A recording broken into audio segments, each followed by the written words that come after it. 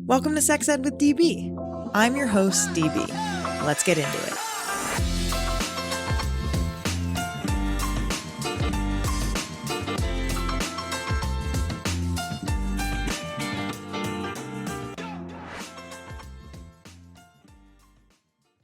Welcome to Two Black Girls, One Rose, a podcast discovering what we can learn about modern dating, love, and relationships from popular television. I'm Natasha. And I'm Justine. We're best friends and TV fanatics, and every week on our podcast, we're recapping all of your faves, from reality shows like Love is Blind and The Bachelor to classics like Sex and the City. Each week, we recap the latest episode while discussing topics like, is friendship or passion a better foundation for a relationship?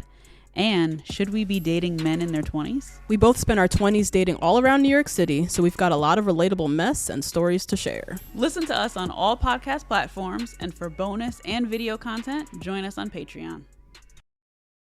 Hi, DB here, your favorite sex educator, pleasure expert, and rom-com critic. And I'm currently fully out of office on my honeymoon right now, but that doesn't mean that you get less Sex Ed with DB. Today, we're bringing you a special re-release of one of our favorite episodes, Pleasure Beyond Orgasm, with Sexuality Doula Ev'Yan Whitney. This conversation originally aired during Season 8, and it's one that stuck with our whole team. Ev'Yan dives deep into what it means to connect with your body, experience sensual pleasure, and explore sexuality beyond just orgasm. Whether you're tuning in for the first time or revisiting this gem, we hope this episode helps you rethink what pleasure can look like, and how to invite more of it into your life. Let's get into it. Hello, Ev'Yan. Welcome to the podcast. How are you today? Hi, I'm good. How are you?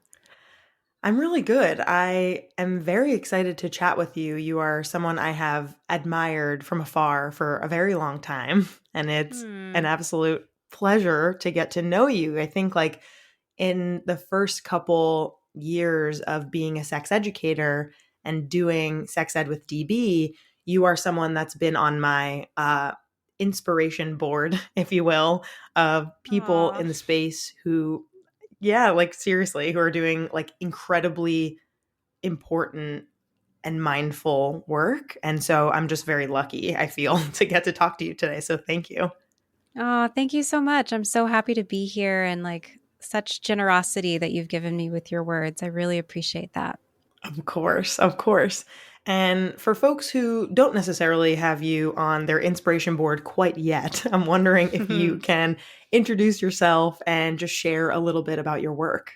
Yeah. So my name is Ev'Yan Whitney. I use they, them pronouns. I am a sexuality doula, a somatic practitioner, and a sensualist. I have a bunch of different pots on the burner when it comes to the work that I do. I work with people one-on-one. I have a podcast called Sensual Self. I have a book also called Sensual Self. And really with everything that I do, the philosophy behind my work is around helping folks guide themselves into their own sexual liberation and their own sexual healing, whatever that looks like for them.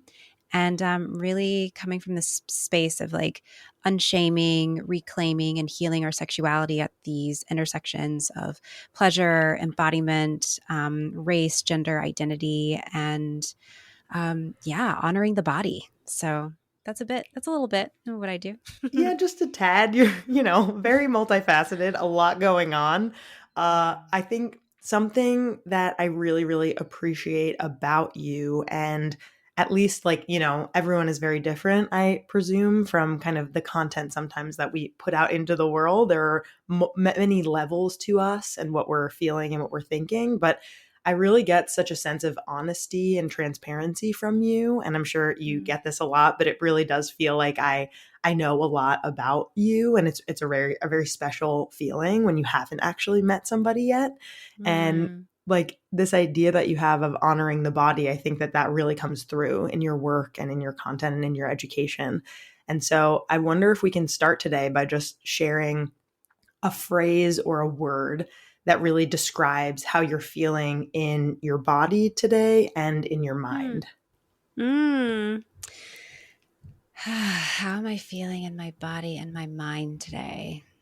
My body feels a little slow, and that's not necessarily a bad thing. I have been trying to slow my pace this year and really like work with the rhythms, the natural fluctuations of my energy and my body. And really trying to do this thing where I'm not moving at the speed of light for no Sure. reason. So I think it's a combination of this weather today. It's a little cloudy in Los Angeles, and it just makes me want to slow down and move at a pace where I can hear myself and feel myself more. So I'm feeling a little slow today. And my mind is feeling pretty at peace, which is wonderful because the last few weeks have been, there's been a lot going on. There's a lot of fullness happening in my life right now, and a lot of thoughts that I'm thinking, ideas and dreams and goals. And in this moment, I'm just feeling like, my brain is kind of like taking a break from a lot of the thoughts that I've been having over the last few weeks. So yeah, when I hear myself say all this too, I'm like, oh, slow and at peace. I like that. I love this for me. Yeah, pretty good. I think Yeah. like checking in with ourselves around that obviously can change minute to minute, right? I think like we Right. can be very temperamental creatures, and it really depends on mood and hunger and like how your muscles are feeling and like Totally. what your friend said to you on your last phone call. And there are just a lot of things that can affect us. And so I'm very glad that in this moment you're feeling, a little slow in body and peaceful in mind, which is a great thing. Yeah. Thank you for asking that question. Of course. Yeah. I'm wondering a little bit if we could go back and if you can tell me a little bit about kind of how you got here, right? And this question that we ask all of our guests is, what was your sex ed like growing up? And, a kind of a two-parter, like what really made you so passionate about this work? And does that have to Yeah. do with your sex ed growing up or your, ways of learning about these topics from a young age, or is it something else? Yeah. Yeah. The sex education I got growing up was pretty much non-existent. So I was raised in a religious conservative home. So the bulk of my sex education was around the body, like anatomy. Men have penises, women have vulvas. This is how babies are born and formed, and then also abstinence only. So it was very there wasn't a lot of room to move around. There wasn't a lot of conversation to be had. It was like marriage, sex is for marriage, and it happens between two people who love each other, and you should not be having sex if you're not married. And if you have sex and you're not married, then you're going to hell. So To put it that lightly, was, yeah. to put it lightly, to put it very lightly. I signed my first purity contract when I was 8. Oh, And that gave me so much of an understanding at a very young age before I could even really understand what I was actually signing. It told me everything that I needed to know about my body, about sex, about who has a right to my body, and who, whether or not I have agency or autonomy over my own body. So I started from that place. And, growing up, I was really trying to understand in this world that is so sex soaked and sex obsessed. Like, okay, I'm getting these teachings from my church and my parents about abstinence and about sin and, how bad masturbation is and how, you shouldn't have erotic thoughts and all of these things. But I'm also being given a lot of messages in the media and books that I'm reading and magazines and television shows about sex and how fun sex is and how pleasurable it can be and how it can be a really wonderful way to connect with people that you love and you care about, or just like have a good time. So I remember growing up and like coming into like my teenage years being really confused because I'm getting these mixed messages and I wasn't entirely sure how to navigate a world that was telling me sex is bad and also sex is really good. And in that sex is really good, I was also seeing that sex was It was a way that you got attention. It was a way that like you were popular or you got boys and things like that. So there's like lots of like desirability politics like meshed up in there. It was a lot. And I didn't really have a lot of guidance or structure or conversations or safe spaces that I could go to where I could get resources about how to unpack all of these like layers and nuances of sex and sexuality, or to even ask these like really granular questions of like, okay, so everybody is telling you what sex is and what sex should be, but how do you want to feel in your sexual experiences? And like, what is important to you? You know, everyone says that you shouldn't have sex, but like if you want to have sex, how might you do that in a way that is safe and in a way that, you know, is conscious of your own sensitivities and your own safety? So I got into this work really from this place of like trying to relearn and unlearn in a lot of ways, like all of these lessons and things that I was taught about sex and sexuality that were just so wrong, or just, I don't want to say wrong, but just like they did not align with the way that I wanted to be and experience my own body, my own sexuality. There's a lot of fear, there's a lot of shame. And I was really curious about like what was on the other side of that. Like if everyone seems to talk about this sex as being this amazing thing, but I'm not experiencing that for myself. So what is on the other side of shame and sin when it comes to sex?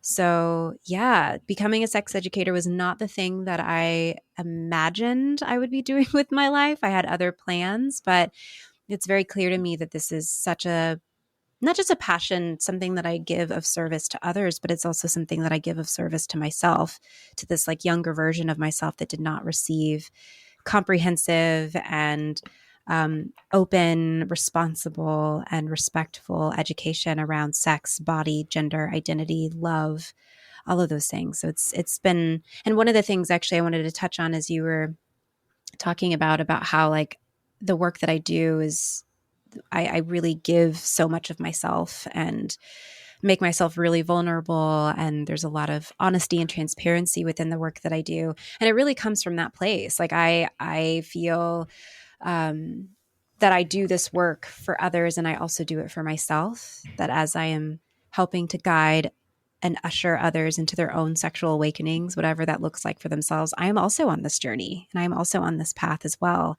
And that it feels really important to me that like I am also learning and growing and educating and unlearning right alongside the folks that I work with. Of course. Yeah, I can imagine all of the healing and the like fullness, as you said it, and the wholeness that comes with like prompting people to kind of think through some of these things that you by proxy, I guess, are also thinking through. And I guess like one reaction is the whole, you know, purity contract at 8 years old when you're just kind of like, okay, like first of all, purity contract, mega yikes. Like I don't like that period, but I think like an 8-year-old is like a perfect person to sway into thinking certain things. And it's so frustrating and sad that that is unfortunately the norm in our like American society in many, many states and cultures and communities. And it just makes me frustrated and like really want to make something like that illegal. I mean, like it feels so terrible to like think that that's still happening, right? Mm-hmm. Mm-hmm. Yeah.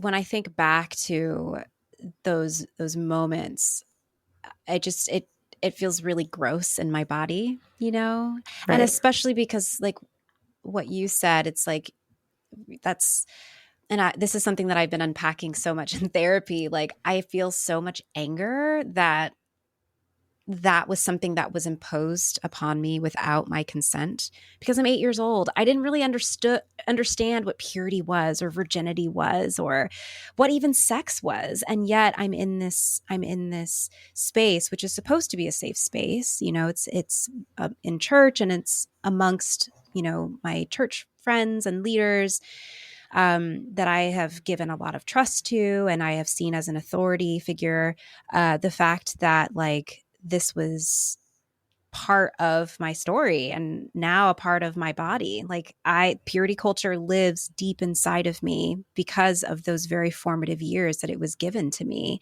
without very much context, without my consent, in terms of like, let's talk about what you're signing. Like, let's talk about what abstinence means. And like, let's also like project a little bit into the future. Cause like I'm 8 years old now, but like if I'm making this contract, how is that going to feel when I'm 16? How is that going to feel when I'm 25 if I'm not married still? Like just thinking about like the impacts of that. And it's something that I've seen a lot with the folks that I've worked with as well, who have had similar backgrounds, being raised in religious households, having similar purity culture upbringings and things like that. Like they're also experiencing the same dissociation with their sexuality and their bodies because at a very young age, that's what they were taught to do. And it was also upheld as like, this is what good people do. And if you're good, then you will be loved. And if you're loved, you will be happy. Like it's just, it's really sick and twisted. I really wish that purity culture was something that folks got a chance to opt into, because I don't necessarily think that signing a purity contract is a bad thing. If that's something you're giving fully like informed consent about, okay, this is what this is what this means. Also, contracts can be broken. And if you want to break that contract, that's okay too. We are allowed to change our minds. We are allowed to grow outside of the boundaries that we have placed within ourselves. It's giving that as like an obligation, like it's giving that as like something that there's no other choice that you have. Like I wasn't able to make a choice. This was the only option, that I think is really harmful and does a lot of damage to particularly women and femmes, because I don't believe that I'm certain that men and masculine identified folks likely signed contracts like these, but the majority of the folks that I talk to and the majority of the folks that I work with are women, femme identifying folks, non-binary people, and they have the same experience, Absolutely. Yeah. And I think, again, there's so much to this when it comes to like religion, culture, like folks of different communities. I think like Jane the Virgin, for example, did a really phenomenal job talking about like the way in which our, grandmothers and like people who are elder and like the way that they kind of compare like your virginity to a flower. And I think that really like touched a lot of people and like felt like their experiences. And I kind of want to shift now a little bit to what you're mentioning with folks that you work with, right? Like you in 2014 pioneered the term sexuality doula, which even the term feels like very new, very much something that like I personally love and connect with the idea that you're doing this work helping people connect with their bodies. And you're educating, you're facilitating, you're supporting, as you mentioned, you're holding space for women and non-binary folks, and you're helping them reclaim a lot of their sexual expressions and their bodies, and really defining these ideas for them on their terms. And so I'm wondering if you can just share, and again, everyone's different, of course, and I'm sure it's very much like I'm thinking of like an IEP, like for a student, like an individualized education plan. Like everyone has their own kind of ideas of what to do next for themselves. But I'm wondering if you can just share a couple examples maybe of like exercises and practices and what that might look like for somebody who you work with as a sexuality doula. Totally. Yeah. So people come to me from a place of either disconnection or lack of education, fear, anxiety, or shame around sex, and all the other things that follow underneath that umbrella. So gender, relationship structures, pleasure, the relationship that they have with their body, self-care. It really is wrapped around so much of what we experience and are in play with, in relationship with, when it comes to sex. So folks come to me because they're like, I feel really lost. I don't have a sense of who I am as a sexual person, but I really want to know. Like, I really want to know this version of myself. I just don't know where to start. Like there's just so much compacted onto this process for me. Like it's hard for me to talk about sex. It's hard for me to even have sex. I've been given so many beliefs and ideas about who I'm supposed to be sexually, and I don't know which is true and what I should do and what I shouldn't do. So my work looks like really creating a space for folks to flesh all of this stuff out, like flesh out the shame, flesh out the teachings, the stories that they've been given that don't fit for them, and also to invite in some curiosity and some excitement around like if you could design your sexuality to be exactly the way that you want it to be, and all these other stories and all these other narratives and shoulds that have been placed upon you could just like fall away, what would you design? Like who would you want to be? How would you want to create yourself? So it's a combination of like working with what is holding folks back from attaining this sort of sexual identity, sexual expression that they want to have, and also like creating space for them to explore that, like creating space for them to take on these different identities that may not have been offered to them or available to them. Part of my work also is around sort of liberating and bringing more education around the asexual experience. So this idea that like not everybody is sexual, and it is okay if your sexuality or your sexual desire or your libido fluctuates. And what does it look like for you to include that within your identity? Like to say, actually, I don't really want to prioritize sex. And that comes from a deep, sincere place, not necessarily from a place of trauma or shame, but because like there are other things that I want to focus on in my life. Like this isn't something that is important to me. So how can we include that within their identities and also give them space to explore different ways of connection, intimacy with themselves and others, and pleasure as being a part of that experience? I work with sensuality a lot, which is about, just having a deep, intimate relationship with your body and your senses and folding in pleasure into that without necessarily having sex be a part of that. So I've said a lot about what that looks like. In terms of the practices that I give people, one of the first places that I go toward is the body. Like what is folks' relationships with their body? Just like on a regular, like not within a sexual context, but like you're walking around your apartment. What are the thoughts that are coming up around your body? What is the self-talk that you have when you are eating a meal or getting dressed or taking off your clothes? We have sex with our bodies, and it makes sense to me that we would be very curious about like how to heal ourselves, how to heal whatever sexual ruptures we have had through our bodies and through the relationship that we have with our bodies. So that's where like I fold somatics in, like really folding in the wisdom, the deep inherent wisdom of the body, working with practices through the body to help people to express, to release, and to just get curious about like, what are the sensations, feelings, emotions, stories that live here?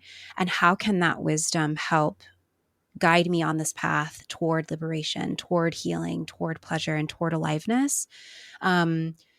So body is something that we work with first. The other question that I ask is like, what is your relationship to pleasure like, and not within a sexual realm. Again, also just from a place of like, what are the ways that you make your body feel good? And like, do you have a relationship with making your body feel good? And what's beautiful about these things that we're exploring outside of a sexual context is that once we get really clear about the relationship that we have with our bodies, about the relationship that we have with pleasure, outside of sex, we can then bring that into sexual context with new information, new ways to engage with that don't feel so bogged down by a lot of the shoulds and stories that we have about the way that we should be in our bodies during sex, the way that we should be in our pleasure during sex. So I really work first kind of like taking sex out of the equation a little bit and just like a holistic view. Like, tell me what your body is like. Like, tell me what it's like to be in your body. Tell me what makes your body feel good. And oftentimes just like having that dialogue opens up so much, and it allows me to see like, okay, this is where we need to go. This is where I would like for us to go. And here are some of the practices that I can work with you on to help you go deeper. I imagine even just taking the sexual piece out of it, like you just said, and just having time and space for people to think through what brings me joy, pleasure, and happiness on a day to day. Like, when are we being encouraged to do that? Never. Yeah, it's like never.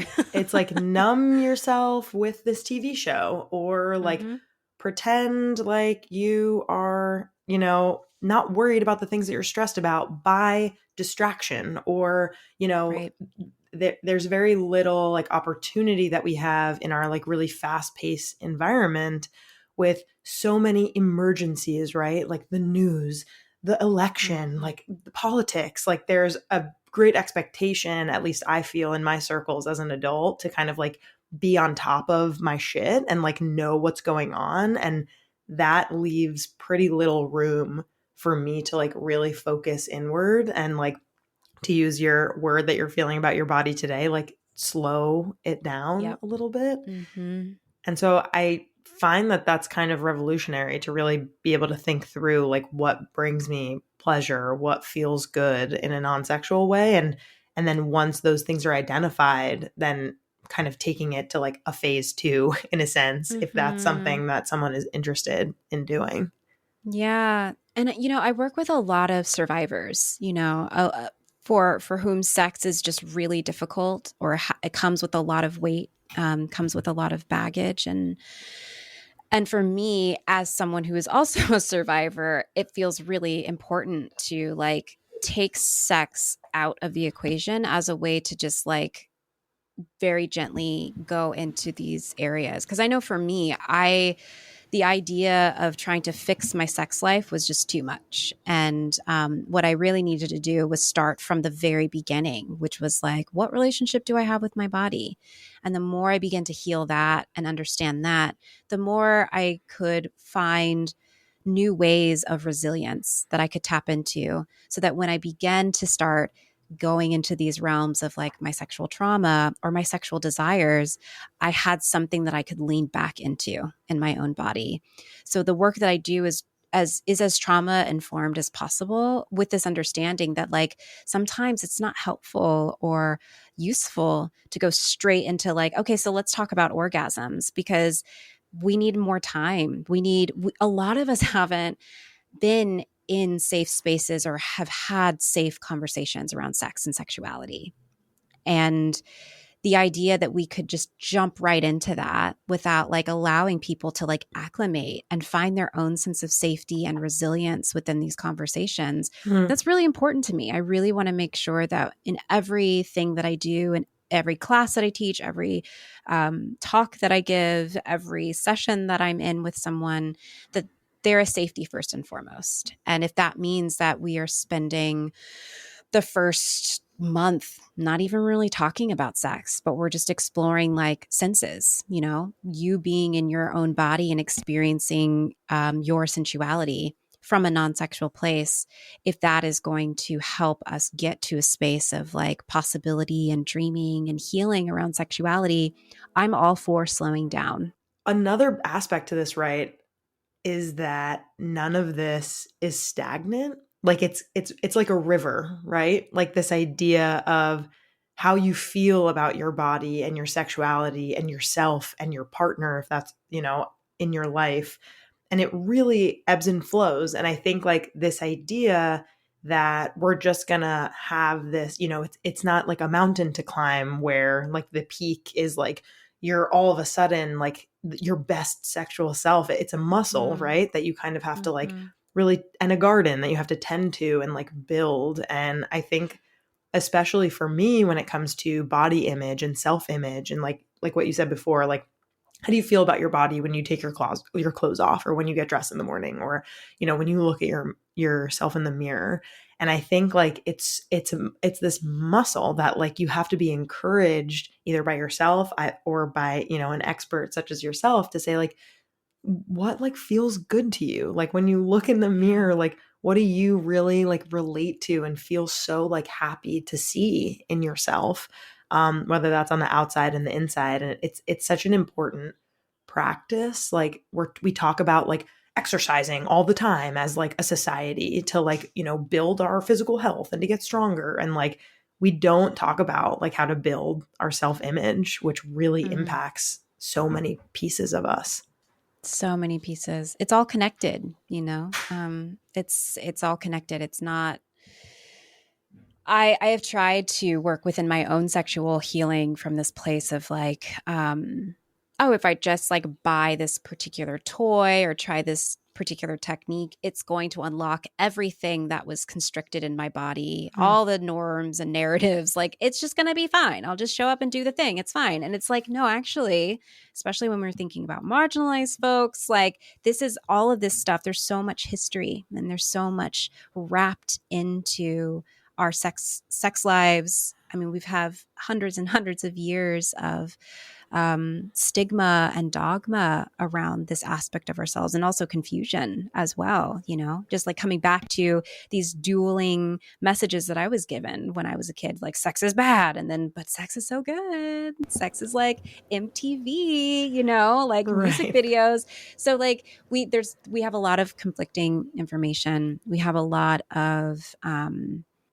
dissociation between ourselves, like who we want to be as sexual beings, and also what our culture is constantly trying to tell us that we should be. So yeah, it makes sense for me that we start small, that we start slow.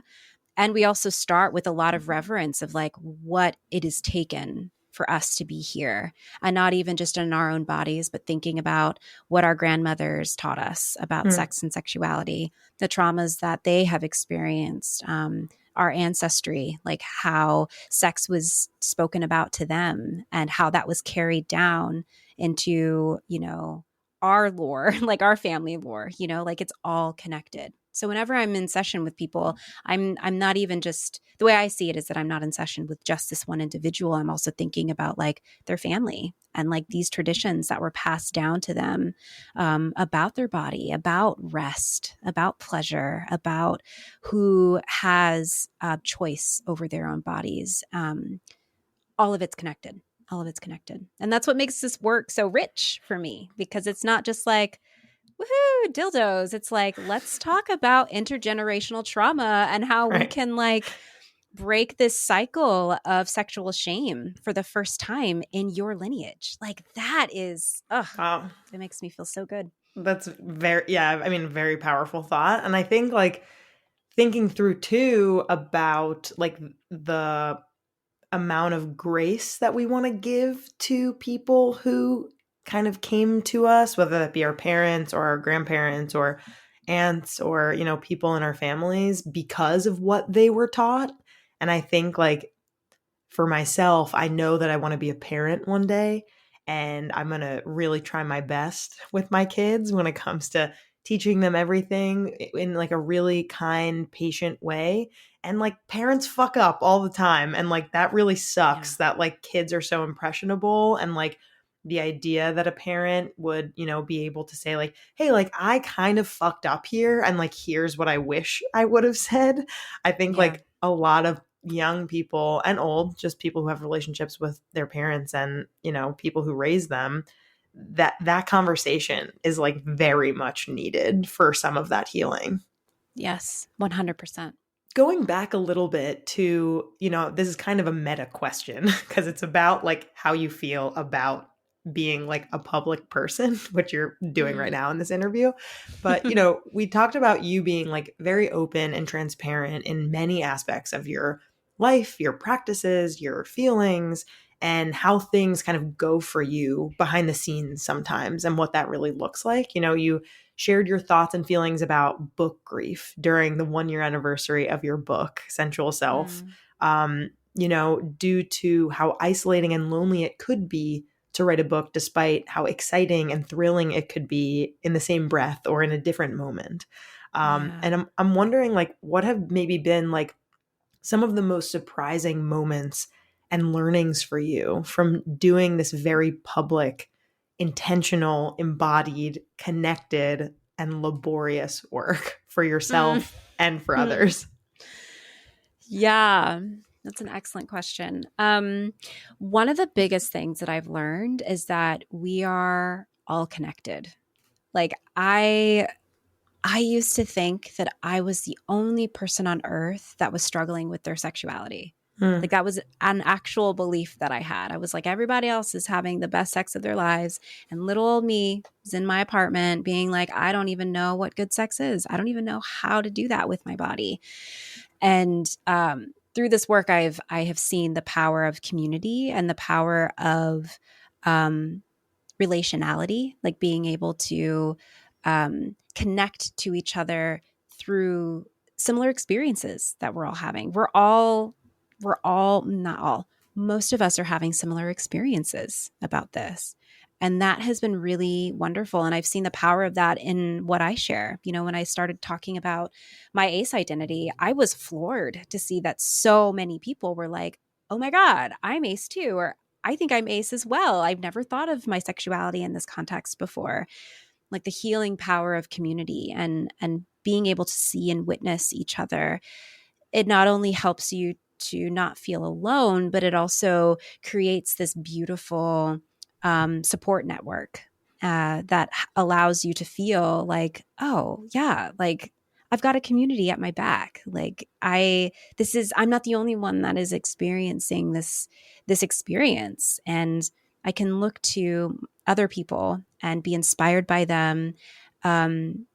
This idea of a possibility model, like this idea that like you are not alone and that there's someone that you can look to that that can inspire you about what's possible for you. I think that's one of the biggest things that I've learned as I've just been sort of fumbling through my own journey and being so honest about what's moving and shaking and challenging me is remembering like, oh, this is not an isolated experience. Like there are many people who are having this same or a similar experience, and feeling that makes me feel less alone. And it also helps connect me to the people who connect with my work. Yeah, this power of community is not to be taken lightly. I think, especially with social media, like we are allowed to really be able to kind of like see the stretchiness of like how far our feelings can really go and who kind of like holds on to them and really appreciates them. And I think that that is what you do with your work, at least my experience of it. So yeah, that's definitely moving, super powerful to be able to access, like help other people access that, I imagine. Yeah. Moving on a little bit to me for a hot second. So when I'm like overwhelmed and anxious in my body, which, again, ebbs and flows, I think it really shifts depending on like how much work that I'm doing and if I've, moved my body that day and if I've sweat and if I have eaten and, all of these interwoven pieces. I find myself really seeking some sort of ritual or something that I hope will work if I just give it kind of a little bit of space and time. And I've talked to a lot of people in my life who have really similar feelings around like, I'm feeling like when things are a little out of control, I'm kind of like wanting something to fall back on that really like aids me and makes me feel a little bit more grounded. And I really love this practice that you shared of connecting to your pleasure in 60 seconds and like connecting to your body. You recently shared it on your Instagram. And I wonder if you can just kind of like talk a little bit about it and share that a little bit here. Yeah. So pleasure for me is one of the biggest ways for me to feel alive and more present in my body because pleasure stimulates my senses. It makes me feel alive. So one way that we can do this practice that isn't super lofty, because I know pleasure is a big word and there's a lot of connotation that comes with that. And I know for me, when I was starting to dabble into pleasure, I thought that it had to be these like big, grand gestures of bubble baths and 4-hour massages and things like that, which is fine. But I'm really interested in like creating spaces where it is accessible, like where pleasure and being in your body is as accessible as possible. And also is kind of not centered around capitalism, like this idea that we can find pleasure just by virtue of being in our bodies, and we don't have to buy anything or go to a place or have someone do something to or for us in order to access that. So a practice of pleasure can be taking a small, simple act. I think in the video that you're talking about, I used maybe like a hand oil, if I'm Mm-hmm. not. Okay, yeah. So it's taking a small and simple act. It could be putting hand cream on your hands. It could be doing your face routine, your skin routine in the morning.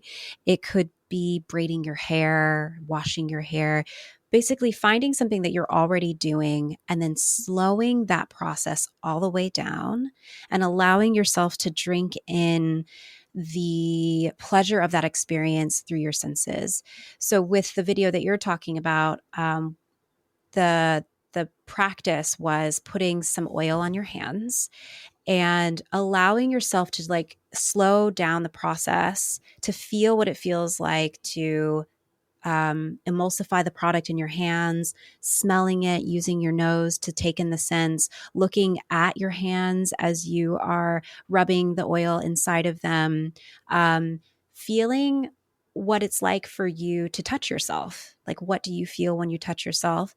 From both like the hand perspective and also from the you perspective. Like what I feel on my hand is this, and what I feel on the hand that is touching the hand is Right. this. And using the breath to help ground you even more into your body. And even just doing 10 seconds of that can be so profound. I know for me, I do this practice often, and it helps me to be more grounded in my body. It helps my anxious mind to quiet a little bit. And it also helps me to remember that like I am not on this earth just to toil and suffer. Like Right. I am on this earth to feel good and to have these little moments of pleasure and enjoyment and savoring with my body. And I really find that to be a radical act, particularly in this world that is constantly telling us not to slow down and to not be in our bodies. So yeah, I recommend finding a simple practice that you're already doing and just like slowing it all the way down. A colleague of mine, Euphemia Russell, who wrote the book Slow Pleasure, talks about taking an act and like adding 15% more pleasure into it. And I love that idea of like just 15%. Like you don't have to go full 100. You don't even have to go full 30. But what would it be like for you to add 15% more pleasure to this particular practice, activity that you're doing? So yeah, highly recommend Euphemia's work. They're one of my favorite people to talk about pleasure with.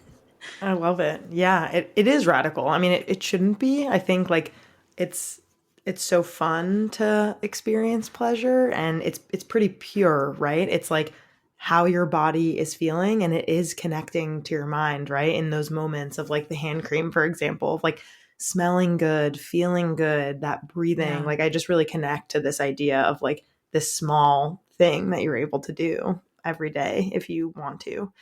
Um, Mm-hmm. we only have a couple more questions. Thank you again so much for being here. This has been so fun to talk to you. Yeah, my pleasure. And yeah, great getting to know you. But I'm wondering if you can share one thing that you would want everyone to know about connecting to their bodies. If you had a microphone to the world, what would you say? Oh man, a microphone to the world. I would want people to know that their bodies are so intelligent, Hmm. like so intelligent. I've seen so many people who really treat the body like this thing that the brain has to lug around and control. And um, yeah, I want people to have more reverence and more respect for their bodies. I want people to know that their bodies are constantly talking to them and giving them messages, even when they think that they're not. And that it is so important that we listen. Like it's so important that we take moments to listen to the messages that our bodies are trying to give us, whether that is to slow down, to rest, to take a sip of water, to not say the thing, to stay inside. If people are trying to take you out and you're like, no, it's too late, I want to rest. Like what would it be like to treat our bodies as a friend that we deeply respect, admire, and want to be in relationship with? I think coming to connection with our bodies from that place feels a lot better than just like, oh, my body is such a drag. And that's not to say that our bodies don't have those moments. I mean, Right. to have a body, sometimes it is a drag. Sometimes it is It's annoying, you know, pain and tension and trauma. Like these are all things that we experience in our bodies. And I understand the desire to want to disconnect and dissociate from that. But there's something very beautiful about paying attention to our bodies and like really honoring the voice of it and doing it in a slow and steady pace. Like we don't have to go straight into all of these areas that are challenging. But like, what would it be like for you to just like make it a practice to put your hand on your heart, take a deep breath, and just like tune in? Like, what is my body saying to me right now? And I've given this practice to people before, and often they're like, it's so frustrating. My body isn't saying anything to me. I'm like, just keep coming back. Just keep coming back. Because you've had many, many years of your body talking to you and you saying, not today, not right now. I'm not going to listen to you. That's too inconvenient. I'm not going to pay attention to you. So like, give your body time to remember that you can be in a collaborative relationship with each other. So yeah, I say more body connection wherever you can, wherever you can find it. I love it. I love it. It's definitely something that I am taking to heart, literally and emotionally and psychologically. So thank you. I'm just wondering what's next for you and where our listeners can find you, get your book, kind of like hear more about your work, all that good stuff. Yeah, this year, and I kind of mentioned it at the beginning, I'm really trying to rest. I've done a lot over these last few years. Yeah, I mean, my book came out and I was just running all over the place, and I'm really trying to do a little less this year. I'm trying to slow down. I'm trying to rest. I'm trying to like take care of myself. So I don't have any exciting projects coming up. But that doesn't mean that you can't, enjoy the fruits of previous labors that I've done. Of course. So my book, Sensual Self, you can find that wherever you find books. It's a really beautiful self-guided journal that helps you tap into your body and connect to your pleasure. There's prompts in there and exercises that will help you to explore and get curious about the sensations of your bodies, the message of your body. And it's a really beautiful offering. I'm really proud of it. So you can find Sensual Self wherever you find books. I have a podcast also called Sensual Self, where we talk about everything that we've talked about here: gender, sensuality, pleasure, being in your body, practices that you can do that can help you to connect with your breath. And Sensual Self, the podcast, you can find wherever you listen to podcasts. And of course, I'm on Instagram. I post some little reels and videos and resources that folks can engage with relating to asexuality and pleasure practices. And I even did like this really cute little one with my partner the other day about flirting. Loved it. Like the triangle an embodiment flirting tech. Yeah. So there's just like little fun little snippets on there. So yeah, that's where you can find me. That's it for today. If you love this convo, check out Ev'Yan's work at evyanwhitney.com or follow them on Instagram. We've linked it all in the show notes, so don't worry, it's all there for you. And don't forget to share this episode with a friend, partner, or someone in your life who could use a reminder that pleasure is their birthright. We'll catch you next time. Love y'all.